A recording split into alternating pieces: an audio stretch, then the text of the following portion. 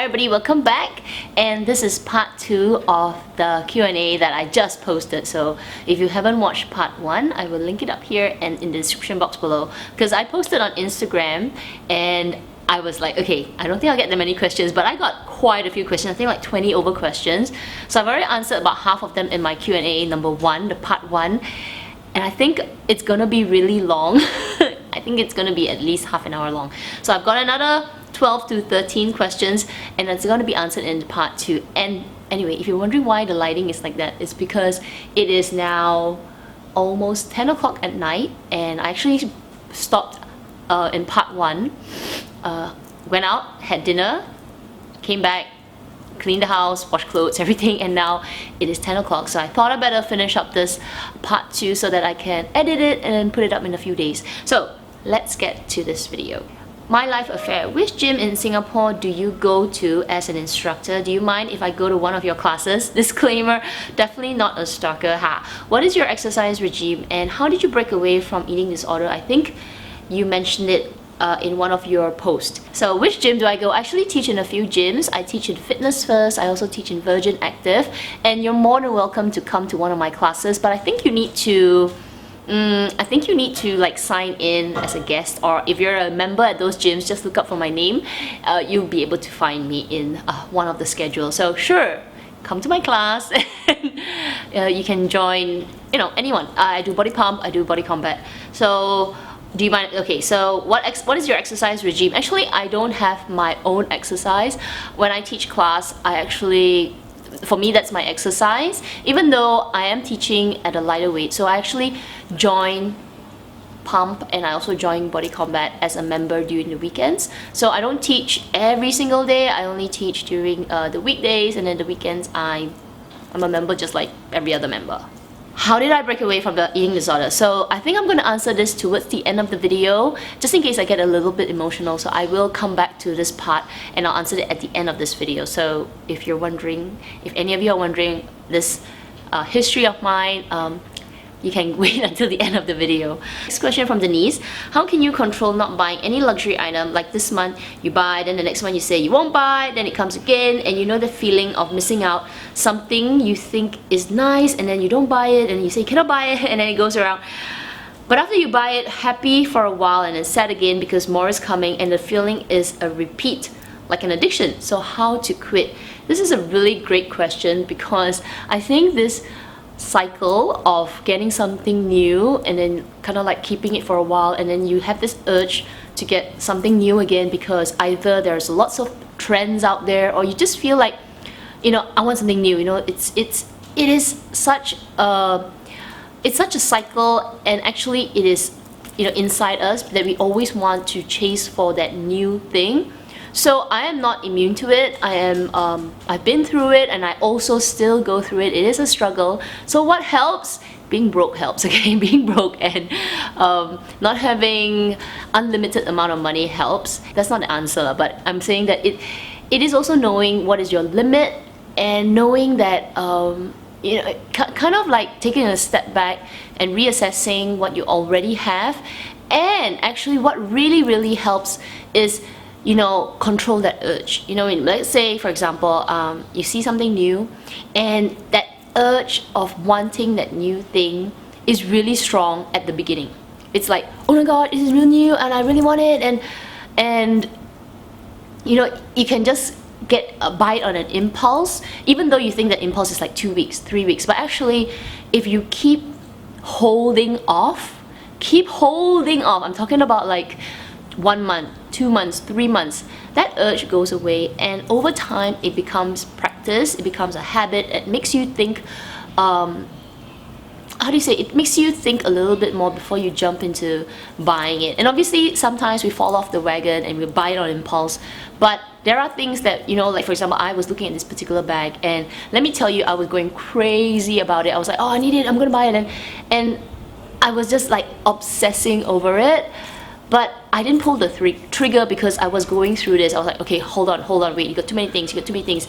And the more I held off, like 1 week came 2 weeks, 2 weeks became 3 weeks.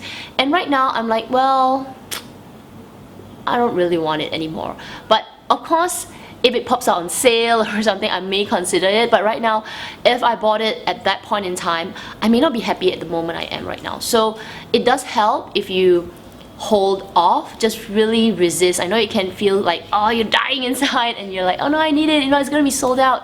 I also think of it as like holding off, and if it's sold out, it's sold out. So that's it, you know, don't hunt for it anymore. It's not meant to be yours. And I think that's a way to kind of cut back and kind of stop this addiction of wanting something new all the time. So I hope that answers your question. It's a struggle. That's what I say, it's a struggle. Love, Lux, Eat, vacay or a new bag? So vacation or a new bag? So this is a really tough question. Should I pick a vacation, which is great for the memories, or should I pick a new bag because I can use it forever and ever, or as long as I can use it, right? This is a really tough question, and can I cheat and say 50-50? But if you force me to choose, like really force me to choose one, wow, give me a moment. I think right now I would pick a new bag unless the vacation is something with my family. So if it's just a vacation for the sake of a vacation, then I'd rather go for the bag because I don't know, I just like bags. But if it's a vacation with my family and like something like going to visit my brothers or something, I think then obviously I would pick the vacation. But obviously during the vacation I might buy a bag. Nancy, if you could give up one bag from your collection, which would it be? It would be my Chanel Walk in patent leather. Definitely. Keep my pants. Which bag do you think is most unisex and suitable for a guy to rock? Okay, it's a great question, and thank you, because I hardly get guy questions. And yeah, guy related questions, I mean. So which bag is most unisex? Now, I really like street style on guys. Like I feel they look you know, really fun, really, you know, fashionable, and it, you know, it's just really interesting to see the street fashion. So ever since I saw Jaden Smith and who else? Jaden Smith, Farrell, I think it's Farrell, and then obviously G-Dragon rock the Chanel Gabrielle bag in the size 40. To me, that is like the most unisex bag I have ever seen. I don't think there are many fashion houses that use a guy to market a women's bag, and G-Dragon, the way he's worn it, if you follow him on Instagram, my goodness, he has so many, I think, or maybe he's been gifted it, the Chanel Gabrielle bag, but he looks so good. He wears it like this, or he wears it as a crossbody bag. I think that's a great unisex bag for a guy. And I also actually like Chanel's like knapsacks. They have the one with the, you know, it's really patterns and all that, like not the Urban Spirit backpack, which is the quilts, more of like the backpacks whereby it's canvas with the big C's and it's just looked as if it's been spray painted on. Yeah, I really like those on guys. I think women can rock them, but definitely the guys can rock them as well. I think backpacks and this kind of sling bags look really good on guys. Next from JG the Luna 0825, what is your ultimate dream bag? Thank you. Joy de Luna from Philippines. Okay, so my ultimate dream bag is my Hermes Birkin, and I'm very fortunate to already own my dream and holy grail bag. So yeah, that is my dream bag. Colin Mark.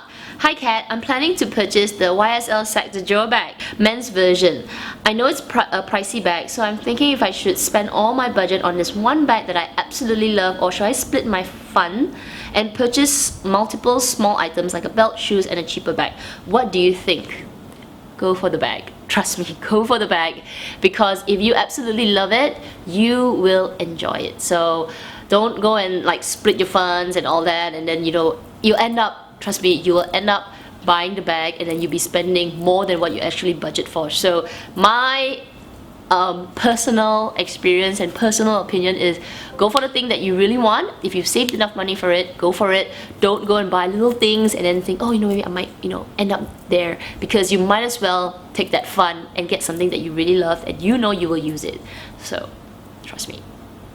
San Yu, more vlogs please. Curious, how do you juggle between your work, family, gym, house chores, back hairs, back change, cosmetic cleaning, traveling between two countries, and still have spare time for shopping? My gosh, when you say it like that, I also don't know how do I do it. It becomes like a routine. So it's like any other person that does, you know, they go to work, they go to gym, and if they have children, we don't have children, so if they have children, can you imagine juggling time between kids and as well? It's crazy. But you know, the funny thing about us women is we somehow find time. When you really want it in your mind, or you need to do it, you make time, you will find time and somehow squeeze it in between. Of course, you'll be really tired, but somehow we make it work. I'm not saying guys don't do it as well, okay, but I find that women are more capable of multitasking. Don't hate me because I say that, but look at our moms, right? Like my mom, she's got 3 kids. She was working, never stopped working, and until she retired. She also played mahjong in the afternoons, and then she had to wake up at 6 o'clock in the morning to get us out of bed and all that, and then cooked for us lunch, breakfast, lunch, and then dinner, and then cleaned the house and everything. And she managed everything on top that can still bring us out for shopping. Yeah, so I think it's in our nature to be a little bit more able to multitask. You know, time flies, obviously time flies, but we manage. I manage. Miracle Cassie, secrets to an everlasting marriage. My goodness, everlasting, okay, the word everlasting. I've only been married, how long have you been married? 8. 8 years? Yeah. Say again? Wait, let me calculate. We've been married for about 7 years, and I've known my husband, or that time was boyfriend, for a couple of years before that. So I guess 7 to 8, 9 years is pretty long, but not long like my parents are married like 40 years, that kind of thing. So that's long, okay, that's long. But I think being open is really important in any relationship. It doesn't have to be a marriage. In any relationship, boyfriend, girlfriend, even if you're a fiance and all that, I think being very open. And I also feel if you love him or if you love her, you should say it. So be open about your feelings as well is really important, because I guess being Asian, it's very taboo. Like, it's very taboo to, you know, be touchy-feely and be, you know, just show affection. I think that's, not to say taboo, it's just that we're very, you know, we keep to ourselves, right? We keep to ourselves, and we don't want to, you know, let people see this other side of us. And it's fine if you don't want to be showing it outside. Don't go to, like, you know, hugging outside, all that. But I guess between the two, you should be able to say it all the time. And yeah, I think that helps a lot. So if you want to give him a hug, give him a hug. If you want to give him a kiss, give him a kiss. I think that really helps show somebody that you care for them and you really love them. So yeah, and also be open to problems. Like, not every relationship is, you know, happy all the time. I think that it is a fairy tale, and it's Hollywood fakeness that everything can be smiles all the time. But being able to communicate and talk things through, don't just shut that person off and say, no, stupid like you, and just put them away. I think that is that happens to a lot of relationships, especially when you're angry. But you know, just yeah, I think talking things through also helps. Not that I tell my husband everything, but but I think when there are problems, you must face it. Don't go and, you know, sweep it under the carpet. Think that will just build up over time. So there's a lot of things, you know, there's a lot of things that makes a relationship work. Yeah, but for us, I don't know, for us, we don't fight much. No, I always lose. Because he always loses. But yeah, because I win, right? Yes. I hope I pronounced this correctly. Nguyen Kiman 79. Hi Kat, how is your knee? I remember you saying that you had major knee problems, but that you run your first 10 kilometers after a long resting period. Any plans of entering more races? Okay, yes, my knee's doing okay. I guess it's, this is really tough. If you guys don't know, I had a knee surgery about it's coming up to about 3 years now, 2.5 years to 3 years. And I had this knee surgery because I was doing a lot of running. Actually before that I wasn't really doing much running. I was just doing a lot of like my own exercise, 10 kilometers running. And I did one late at night run, and then I fell down and I fell on my knee and I cracked my kneecap. So a few years later, you know, after I cracked my kneecap, I didn't know I cracked my kneecap. I had like kind of like a hairline crack. So over the years, it built into a kind of like a bone spur. So I had an operation to shave off the bone spur and kind of like fix the knee a little bit. So after that, to be honest, my knee is never the same. Anything that goes like an operation will really affect the whole I don't know, the whole workings of your leg. It's my thigh is weak, my quads are weak, my calves are weak, and it's a daily struggle. But yeah, it is better. It's not the best, I would say, that I still get pains, it still swells up a little bit. I did my first 10-kilometer run after almost 4 years of a break last year, and it was hard. It was hard, but I managed to finish within 10 kilometers. I managed to finish it within 1 hour and a few minutes, 1 hour and 6 minutes, something like that. So I did a pretty good timing. But yeah, it was tough. But yes, I think I will continue running. I don't think I will do my 42-kilometer runs anymore. I think those are it's not only tough, but the training for it is really it's tough. Like the training for it is the one that is going to be really difficult for my knee. And 42 kilometers is not something that I can say, okay, I'm going to run 42 kilometers. It's not, I don't run just to run the 42. I run because I want to make a good timing. I don't expect myself to do like 4 hours less time. I could finish it. I think my best time for a 42 kilometer was around 4 hours and 20 over minutes, and it was really good. But I was training, like I was training weekly. I was running 20-30 kilometers every Saturday morning, and it was being consistent. So for me to do that kind of run again, it's a little bit tough. But 10 kilometers I can manage. This is another tough name. I hope I'm pronouncing it correctly. Nedyalkovai. Do you consider making any more of those funny sketches types of video? Because the 2 ones that we've seen so far were amazing. Thank you. You always have some funny moments in all your videos, I guess, but I think you have a talent there. Thank you so much. I really enjoyed doing those skits, but I was in a moment, you know, like I don't know, I felt like doing skits, and right now I'm not in the moment right now. I haven't found any inspiration for funny things.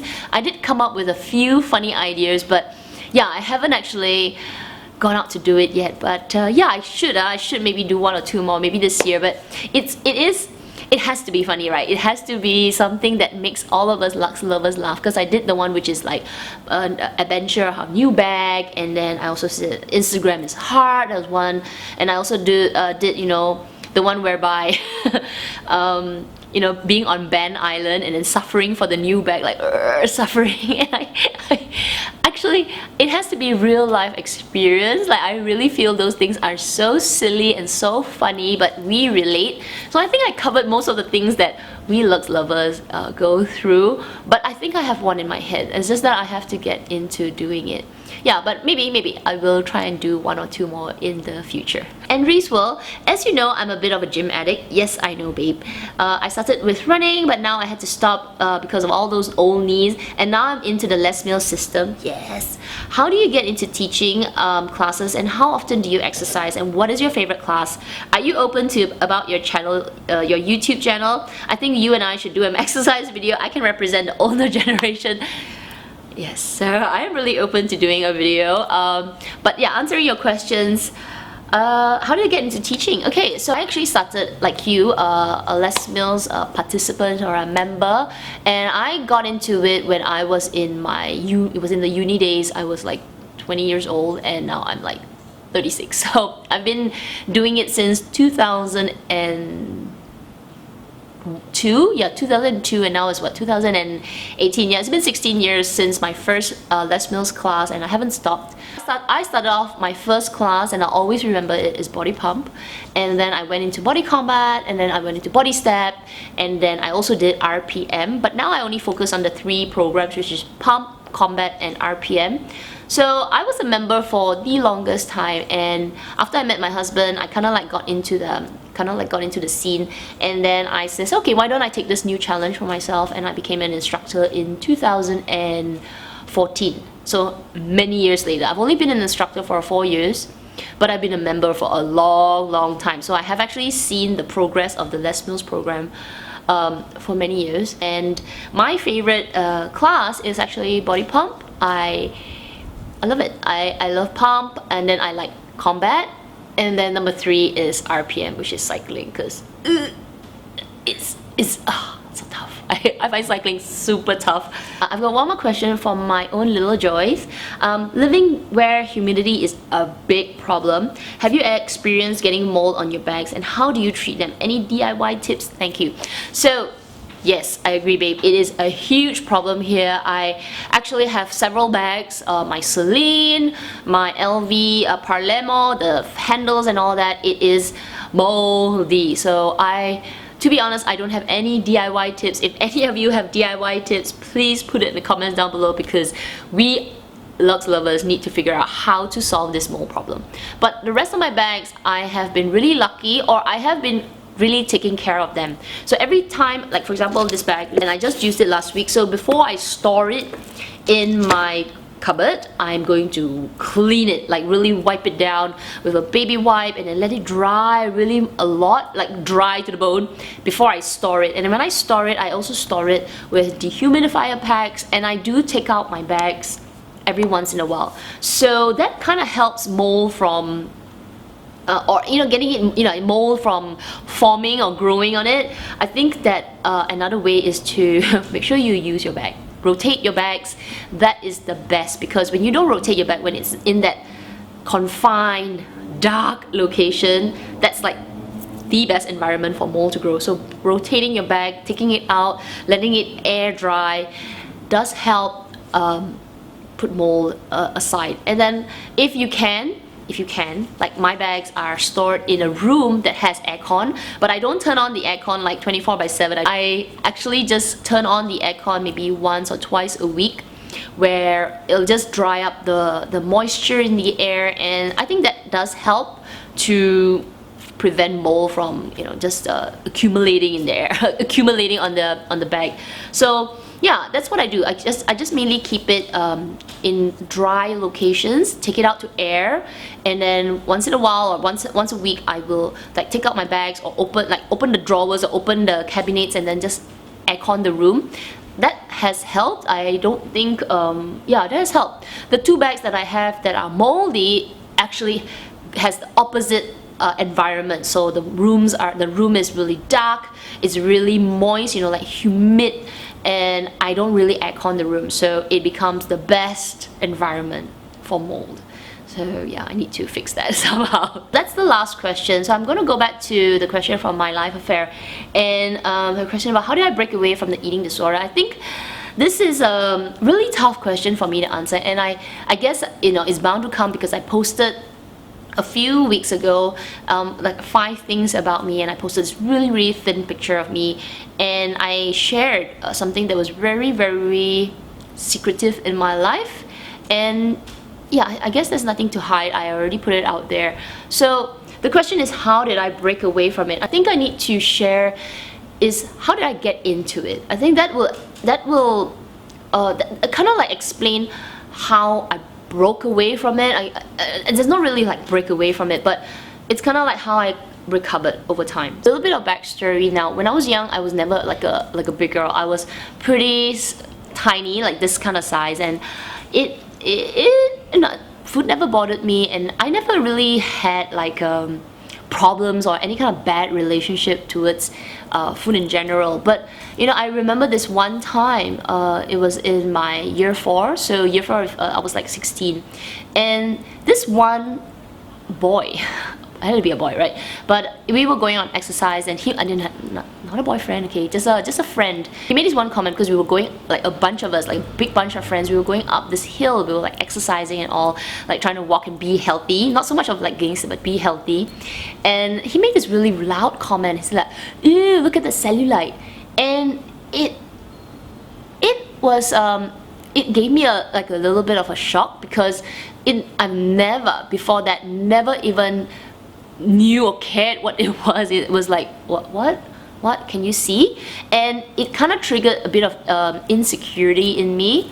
And I was never an insecure girl, okay? I was loud and all that. So after that, I didn't do like anything bad that time, but I started to go jogging a little bit and try to be a little bit more healthy. Then after that, I think when I started to go to university, I don't know what happened. I guess being away from home and being like, you know, a lot of pressure and all that, I fell into this routine of I would say a little bit of a self-punishment, because I started to go exercising quite a bit, and I was waking up early in the morning, like 5 a.m. in the morning in Australia, and I would go running 10 kilometers every day, and I would go for my classes, and I would study, and I would do that, and it became a cycle, and I didn't know why, but I think that was like the start of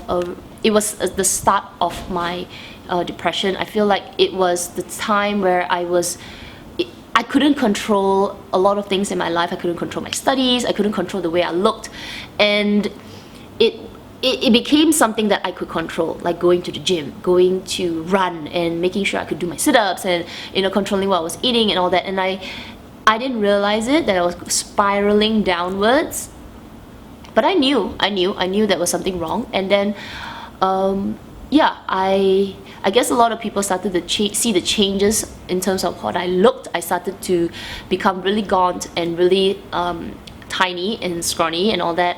And it doesn't help that the people around me didn't know how to help me. And it's not their fault. It's just that we don't know what we don't know, right? We're afraid of something that we see.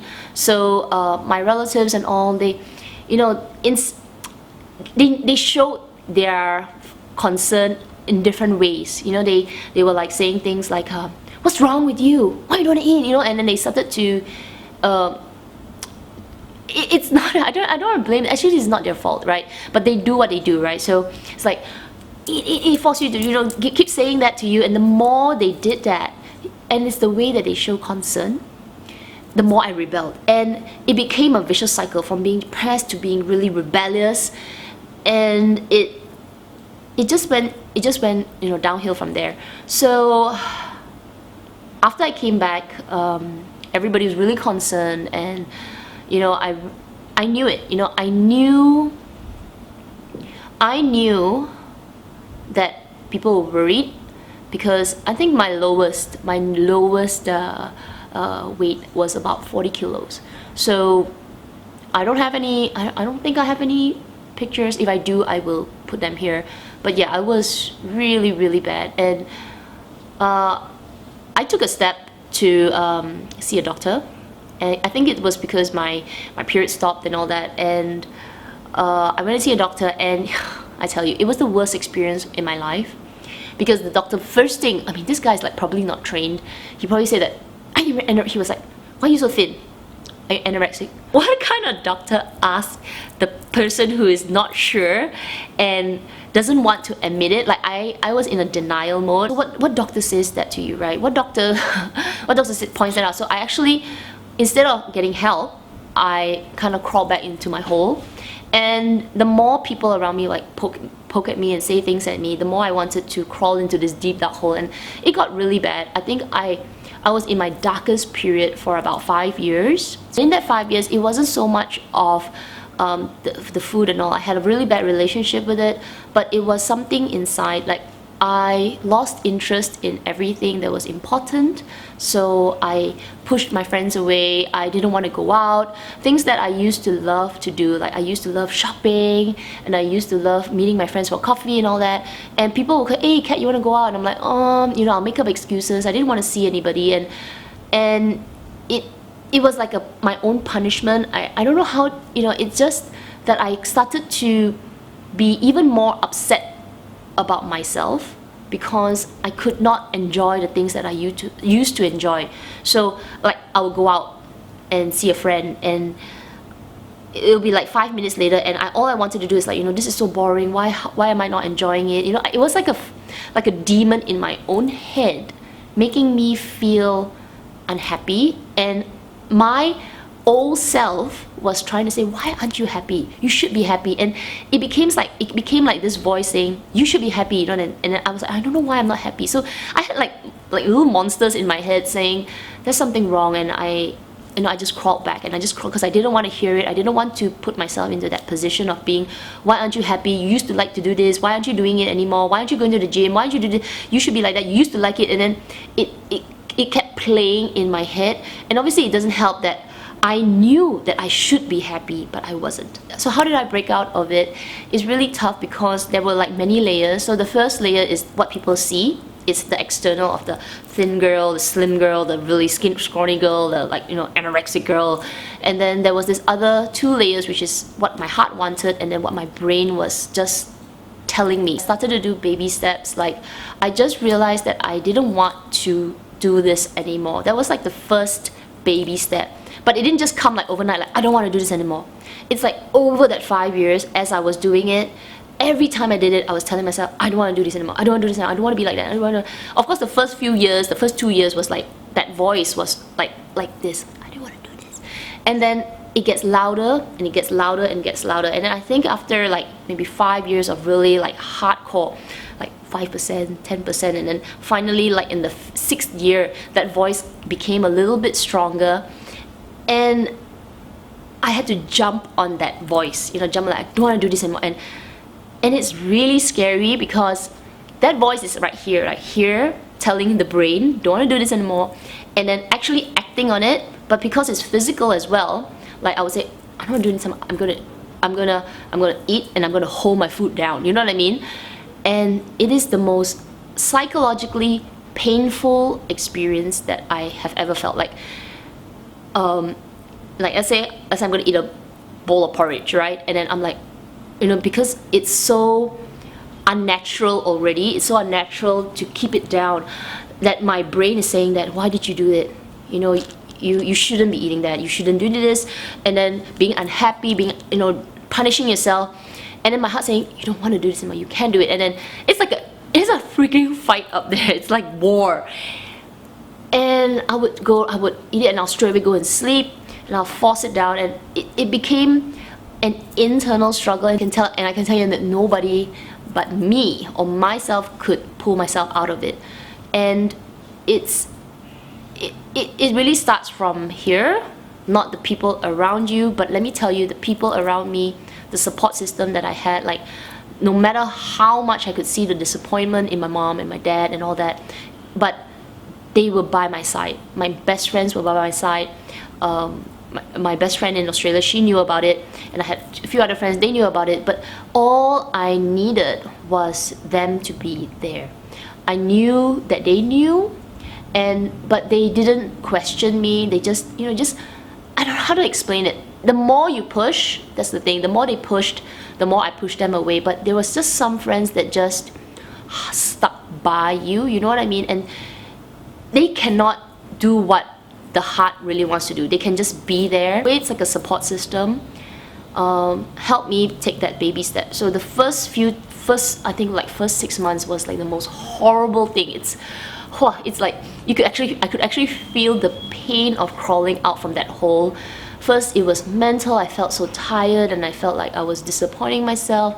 And then once I started to how do you say, put on a little bit of weight, okay? That's the word, I guess. Put on that little bit of bulk, even though I was super, I could see the hip bones, but the part where it's like, I could see like my bone, like it was really bad.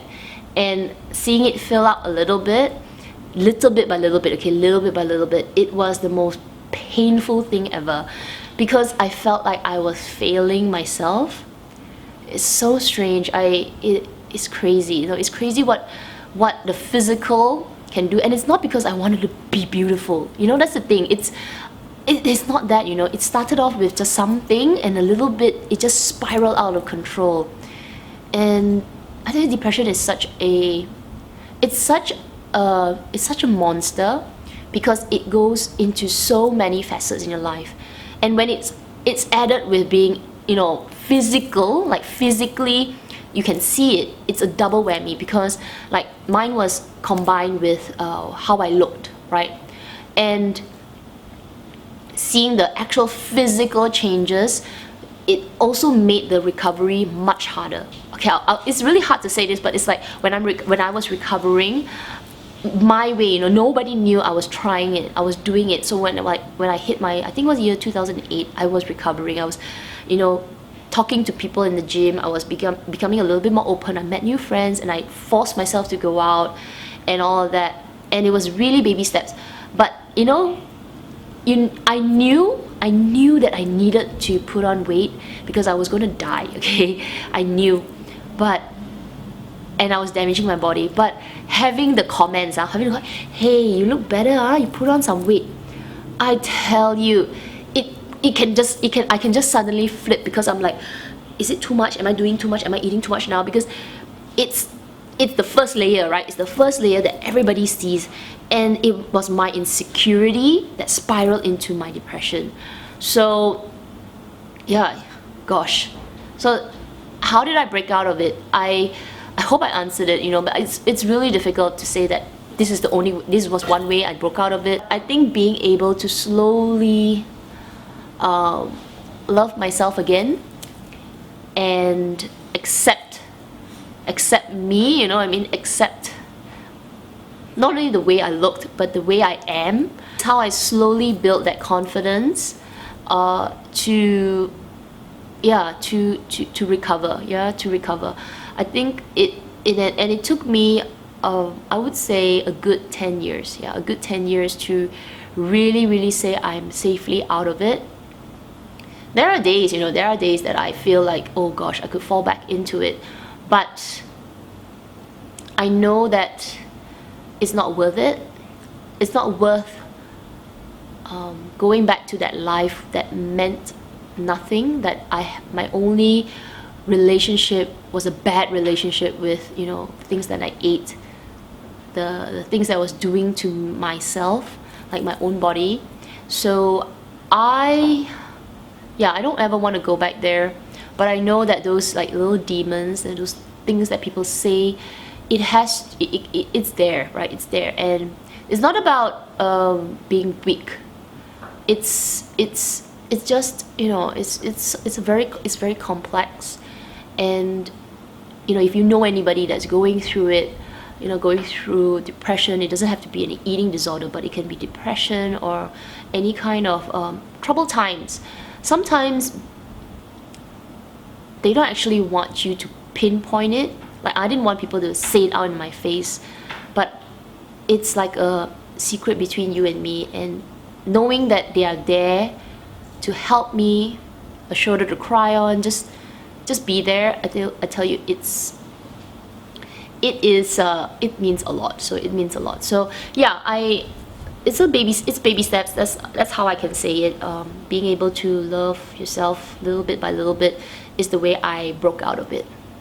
So that's the end of the Q&A. I know I'm ending this Q&A on a more serious note, though I do usually end it on a happy note. But yeah, I guess it's a little window into my life, and it's not always, you know, laughing, cheery and all. There are dark days, right? There were dark days, there were really dark days, and now it's baby steps towards the future. And yeah, you know, we just got to be living life, loving life, because life is really full. So yeah, I hope you guys enjoyed this. If I have missed out any questions, which I don't think I did, I will definitely answer it in my next Q&A. So if you want to ask me any questions, I will definitely be posting those Q&A pictures on my Instagram. So please follow me on Instagram, and when I post that, do post your questions there, and I will definitely do this video again. So you guys take care, and I will see you in my next one. Bye!